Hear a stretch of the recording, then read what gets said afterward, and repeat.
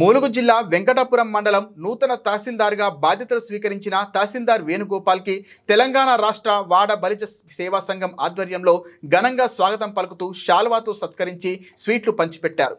రాష్ట్ర నాయకులు మాట్లాడుతూ వెంకటాపురం మండల కేంద్రంలో అత్యధిక జనాభా కలిగి ఉన్నటువంటి వాడబలిజ కులస్తులు అన్ని రంగాల్లో వెనుకబడి ఉన్నారని, సంఘ సమస్యలతో ఎప్పుడైనా మీ దృష్టికి వస్తే తమరు పెద్ద మనసు చేసుకొని సమస్యలు పరిష్కరించాలని సూచించారు.